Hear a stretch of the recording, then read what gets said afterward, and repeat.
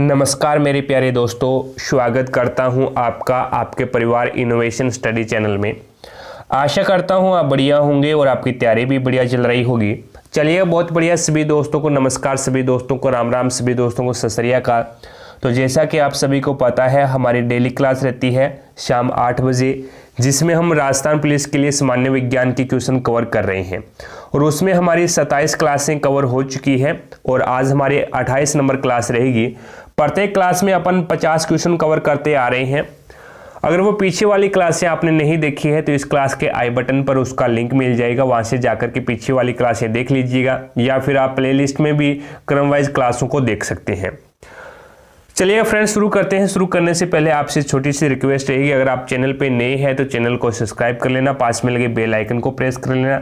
जैसे ही क्लासें लगे तो उसका नोटिफिकेशन सबसे पहले आपके पास पहुंच जाए और आप तुरंत उसका लाभ उठा सको। अभी तक अगर क्लास को लाइक नहीं किया तो एक बार क्लास को लाइक जरूर करें, और शेयर नहीं किया अपने दोस्तों के साथ में तो एक बार क्लास को शेयर कीजिएगा, ताकि सभी दोस्त जुड़े, पढ़ने और पढ़ाने का मजा आए और हमारा भी मोटिवेशन बना रहे। रही बात पीडीएफ की, तो पीडीएफ में टेलीग्राम चैनल पे अपलोड कर रहा हूं और वहां पे आपको प्रत्येक क्लास की पीडीएफ मिलेगी। टेलीग्राम चैनल का लिंक मैंने आपको डिस्क्रिप्शन बॉक्स में दे रखा है, वहां से जाकर के टेलीग्राम चैनल को ज्वाइन कर लीजिएगा और प्रत्येक क्लास की पीडीएफ आपको वहीं पे मिलेगी। चलिए शुरू करते हैं आज का सेशन। फर्स्ट नंबर क्वेश्चन देखो आपके सामने है। क्वेश्चन है, रॉकेट को चलाने में प्रयुक्त ईंधन कहलाते हैं बायोमास, कोक, प्रणोदक या फिर कोक गैस। तो आपका राइट आंसर होगा फ्रेंड्स, रॉकेट को चलाने में प्रयुक्त ईंधन प्रणोदक, यानी सी ऑप्शन आपका यहाँ पे राइट आंसर होगा। सेकंड क्वेश्चन देखिएगा आपके सामने। क्वेश्चन है, कोयले के विभिन्न किस्मों में से किस में कार्बन की प्रतिशत मात्रा सबसे अधिक होती है? पीट, लिग्नाइट, बिटुमिन्स, एंथ्रासाइट। तो पीट है वो तो एकदम पिटा हुआ कोयला होता है, उसमें कार्बन की मात्रा है वो एकदम कम होती है, ठीक है। तो आपका राइट आंसर होगा, सबसे ज्यादा एंथ्रासाइट में होती है और सबसे कम है वो पीट में होती है, ठीक है। भूरा कोयला के नाम से जाना जाता है पीट को, लिग्नाइट को, बिटुमिन्स को, एंथ्रासाइट को। तो लिग्नाइट जो कोयला होता है उसे हम ब्राउन कोल यानी भूरा कोयला के नाम से जानते हैं। बी ऑप्शन आपका यहाँ पे राइट आंसर होगा। नेक्स्ट क्वेश्चन देखिएगा, 4 नंबर क्वेश्चन आपके सामने है। क्वेश्चन है, किसी ईंधन अपस्फोटिरोधी गुण को दर्शाती है? सवर्ण संख्या को, प्राकृतिक संख्या को, ऑक्टेन संख्या को या फिर मेक संख्या को। तो आपका राइट आंसर होगा ऑक्टेन संख्या को, यानी सी ऑप्शन आपका यहाँ पे राइट आंसर होगा। 5 नंबर क्वेश्चन देखो अभी आपके सामने। क्वेश्चन है, ऊष्मा की वह मात्रा जो किसी ईंधन के 1 ग्राम की हवा अथवा ऑक्सीजन में पूर्णतः जलाने के फलस्वरूप प्राप्त होती है कहलाती है? दहन, कैलोरीमान, ऊष्मीय मान या फिर ज्वलन ताप। तो ऊष्मीय मान आपका यहाँ पे राइट आंसर होगा। नेक्स्ट 6 नंबर क्वेश्चन देखो भी आपके सामने है। क्वेश्चन है, एक अच्छे ईंधन के लिए आवश्यक शर्तें हैं। उसका ऊष्मीय मान उच्च होना चाहिए, या फिर उसे आसानी से दहनशील होना चाहिए, या फिर उसका ज्वलन ताप उपयुक्त होना चाहिए, या फिर इनमें से सभी। तो आपका राइट आंसर होगा फ्रेंड्स, वो हो जाएगा इनमें से सभी, यानी ऑल ऑफ दीज आपका यहाँ पे राइट आंसर होगा। दहन की क्रिया के लिए आवश्यक शर्तें क्या होती है?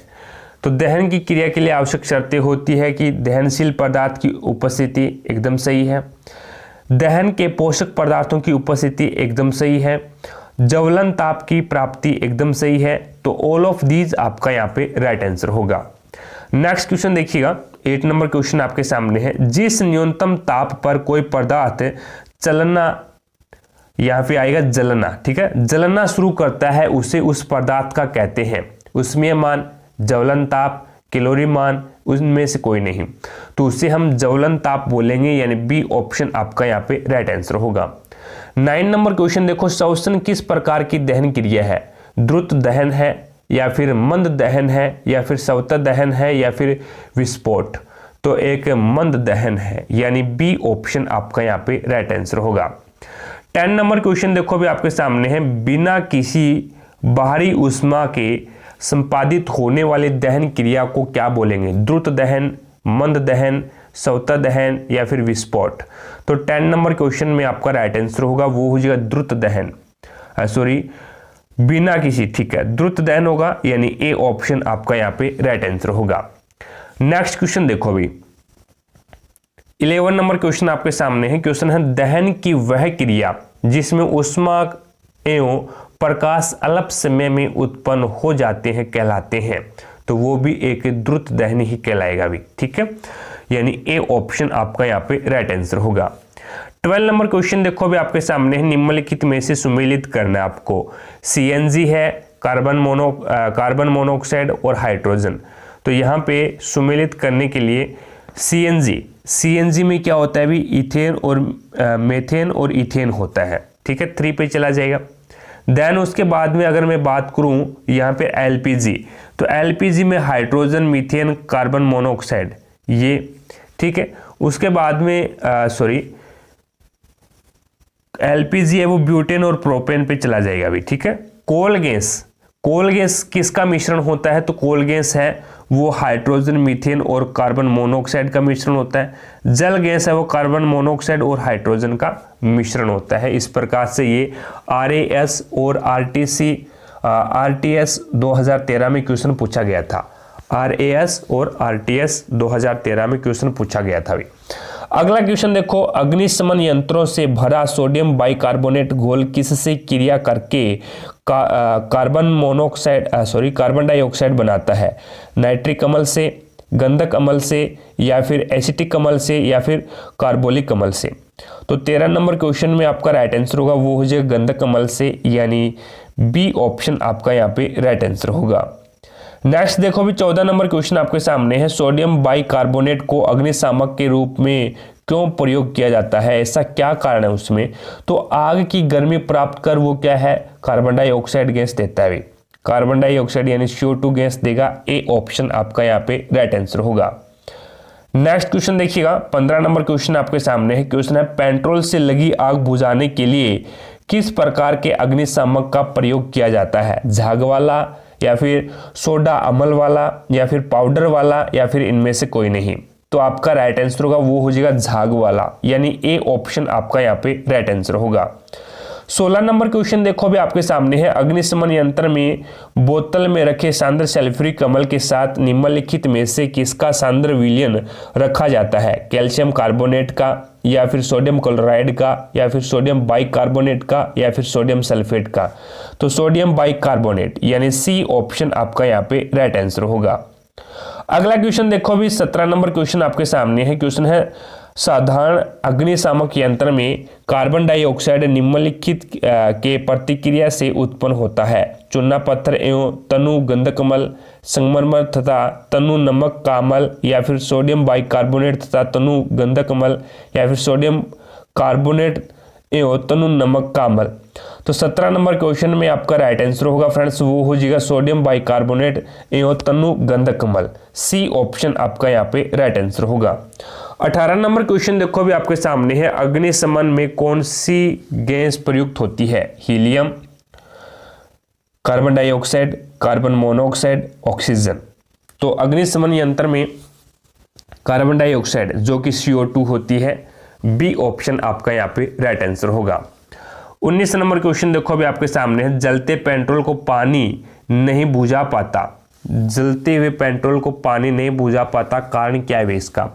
तो अपने सापेक्ष कम घनत्व के कारण पेट्रोल पानी पर तैरता रहता है, जिसके कारण क्या है भी पानी है वो पेट्रोल में लगी आग को बुझा नहीं पाएगा, क्योंकि पानी के ऊपर क्या है पेट्रोल तैरता रहता है।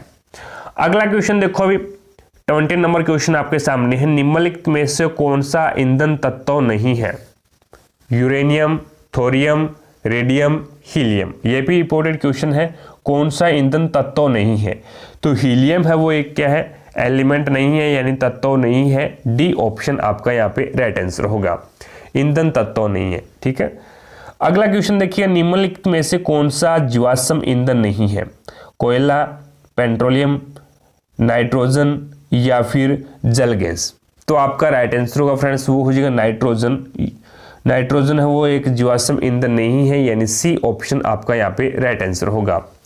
अगला क्वेश्चन देखो अभी 22 नंबर क्वेश्चन आपके सामने। क्वेश्चन है प्रति ग्राम ईंधन द्वारा मोचित ऊर्जा की दृष्टि से निम्न में से सर्वोत्तम ईंधन कौन सा है? Hydrogen, methane, ethanol, butane. तो आपका राइट आंसर होगा फ्रेंड्स वो हो जाएगा हाइड्रोजन, यानी ए ऑप्शन आपका यहाँ पे राइट आंसर होगा। अब आपको बताना है नेक्स्ट क्वेश्चन में प्रोड्यूसर गैस किसका मिश्रण है। तो प्रोड्यूसर गैस है वो CO और N2, CO और N2 का मिश्रण है, यानी ए ऑप्शन आपका यहाँ पे राइट आंसर होगा। नेक्स्ट 24 नंबर क्वेश्चन देखिएगा आपके सामने है। क्वेश्चन है निम्न में से किसका प्रयोग नोदक या फिर रॉकेटों में ईंधन के रूप में किया जाता है। द्रव हाइड्रोजन प्लस द्रव नाइट्रोजन, द्रव ऑक्सीजन प्लस द्रव आर्गन, या फिर द्रव नाइट्रोजन प्लस द्रव ऑक्सीजन, या फिर द्रव हाइड्रोजन प्लस द्रव ऑक्सीजन। तो 24 नंबर क्वेश्चन में आपका राइट आंसर होगा फ्रेंड्स वो हो जाएगा द्रव हाइड्रोजन और द्रव ऑक्सीजन, यानी डी ऑप्शन आपका यहाँ पे राइट आंसर होगा। नेक्स्ट देखो भी 25 नंबर क्वेश्चन आपके सामने है। तत्वों का सबसे पहला वर्गीकरण किसने किया था। ऐसा कौन सा व्यक्ति था जिसने तत्वों का एलिमेंट है उनका वर्गीकरण कर दिया था, क्लासिफिकेशन किया था एलिमेंट का। Lothar Meyer, Newlands, Mendeleev, Dobereiner. तो आपका राइट आंसर होगा फ्रेंड्स वो हो जाएगा तत्वों का सबसे पहले जो वर्गीकरण किया था फ्रेंड्स वो किया था डोबेराइनर ने, ठीक है, यानी डी ऑप्शन इसमें आपका राइट आंसर होगा। तत्वों का सबसे पहला वर्गीकरण किसने किया था, डोबेराइनर ने किया था। नेक्स्ट क्वेश्चन पे लेके चलता हूं। अगला क्वेश्चन देखो भी 26 नंबर क्वेश्चन आपके सामने है। क्वेश्चन है तत्वों के वर्गीकरण से संबंधित त्रिक के नियम का प्रतिपादन किसने किया था। त्रिक के नियम का प्रतिपादन किसने किया था। ऑप्शन आपके सामने Lothar Meyer, Dobereiner, Mendeleev, Newlands. तो आपका राइट आंसर होगा फ्रेंड्स वो हो जाएगा डोबेराइनर, यानी बी ऑप्शन आपका यहाँ पे राइट आंसर होगा। 27 नंबर क्वेश्चन देखो अभी आपके सामने है। क्वेश्चन है तत्वों के वर्गीकरण से संबंधित अष्टक नियम का प्रतिपादन किसने किया था। डुमा ने, डोबेराइनर ने, न्यूलैंड्स ने, मेंडलीफ ने। तो 27 नंबर क्वेश्चन में आपका राइट आंसर होगा फ्रेंड्स वो हो जाएगा न्यूलैंड्स ने। अष्टक नियम का प्रतिपादन है वो न्यूलैंड्स ने किया था, यानी सी ऑप्शन आपका यहाँ पे राइट आंसर होगा। साथ साथ में क्लास को लाइक करते रहिएगा। जिसने भी क्लास को लाइक नहीं किया तो एक बार क्लास को लाइक जरूर करें भी, ताकि सभी दोस्त लाइक करेंगे तो हमारा भी मोटिवेशन बना रहेगा भी, ठीक है। और ज़्यादा से ज़्यादा शेयर भी कीजिएगा अपने दोस्तों के साथ में, ताकि सभी दोस्तों क्लास से जुड़े, पढ़ने और पढ़ाने का भी मजा आए, ठीक है। चैनल पे नए हैं तो चैनल को सब्सक्राइब कर लेना, पास में लगे बेल आइकन को प्रेस कर लेना। जैसे ही क्लासें लगे तो उसका नोटिफिकेशन सबसे पहले आपके पास पहुंच जाए और आप तुरंत उसका लाभ उठा सको। नेक्स्ट क्वेश्चन देखिएगा 28 नंबर क्वेश्चन आपके सामने है। यदि तत्वों को बढ़ते परमाणु भारों के क्रम में लिखा जाए तो हर 8वां तत्व अपने से पहले तत्वों के समान गुणों वाला होगा। यह नियम किसने दिया था। मेंडलीफ का आवर्त नियम है, या फिर डोबेराइनर का त्रिक नियम है, या फिर डुमा का प्रयास है, या फिर न्यूलैंड्स का अष्टक नियम है। तो आपका राइट आंसर होगा फ्रेंड्स वो हो जाएगा न्यूलैंड्स का अष्टक नियम है ये, ठीक है। न्यूलैंड्स का अष्टक नियम है, डी ऑप्शन आपका यहाँ पे राइट आंसर होगा। नेक्स्ट क्वेश्चन देखिए 29 नंबर क्वेश्चन आपके सामने है। क्वेश्चन है तत्वों की भौतिक और रासायनिक गुण उसके परमाणु भार के आवर्त फलन होते हैं। ये नियम किसने दिया था। मेंडलीफ ने, मोसले ने, रदरफोर्ड ने, न्यूलैंड्स ने। तो आपका राइट आंसर होगा फ्रेंड्स 29 नंबर क्वेश्चन में वो हो जाएगा मेंडलीफ ने, यानी ए ऑप्शन आपका यहाँ पे राइट आंसर होगा। नेक्स्ट 30 नंबर क्वेश्चन देखो भी आपके सामने है। क्वेश्चन है मेंडलीफ के अनुसार तत्वों की गुण आवर्त फलन होते हैं। मेंडलीफ के अनुसार तत्वों के गुण हैं वो आवर्त फलन होते हैं। परमाणु भार के आवर्त फलन होते हैं, या फिर परमाणु आयतन के, या फिर परमाणु संख्या के, या फिर परमाणु घनत्व के। तो 30 नंबर क्वेश्चन में आपका राइट आंसर होगा फ्रेंड्स वो हो जाएगा परमाणु भार के आवर्त फलन होते हैं, यानी ए ऑप्शन आपका यहाँ पे राइट आंसर होगा। नेक्स्ट क्वेश्चन देखो अभी 31 नंबर क्वेश्चन देखिए आपके सामने। किस वैज्ञानिक ने सर्वप्रथम आवर्त सारणी का निर्माण किया था। मोसले ने, मेंडलीफ ने, डाल्टन ने, या फिर रदरफोर्ड ने। तो आपका राइट आंसर होगा फ्रेंड्स वो हो जाएगा मेंडलीफ ने, यानी बी ऑप्शन आपका यहाँ पे राइट आंसर होगा, बी ऑप्शन मेंडलीफ, ठीक है। नेक्स्ट क्वेश्चन देखिएगा, आधुनिक आवर्त नियम का प्रतिपादन किसने किया था? न्यूलैंड्स या फिर डोबेरेनर या फिर मेंडलीफ या फिर मोसले? तो आधुनिक आवर्त सारणी का प्रतिपादन है वो मोसले ने किया था, यानी डी ऑप्शन आपका यहाँ पे राइट आंसर होगा। नेक्स्ट क्वेश्चन पे लेके चलता हूं। 33 नंबर क्वेश्चन देखिए आपके सामने है, मेंडलीफ की आवर्त सारणी में तत्वों के वर्गीकरण का आधार बताना आपको क्या है? परमाणु द्रव्यमान, परमाणु संख्या, परमाणु आयतन या फिर परमाणु घनत्व? तो आपका राइट आंसर होगा परमाणु द्रव्यमान, यानी ए ऑप्शन आपका यहाँ पे राइट आंसर होगा। 34 नंबर क्वेश्चन देखिए आपके सामने है, क्वेश्चन है आधुनिक आवर्त सारणी में तत्वों के वर्गीकरण का आधार क्या है, ये बताना आपको। परमाणु संख्या या फिर परमाणु द्रव्यमान, परमाणु आयतन या फिर परमाणु घनत्व?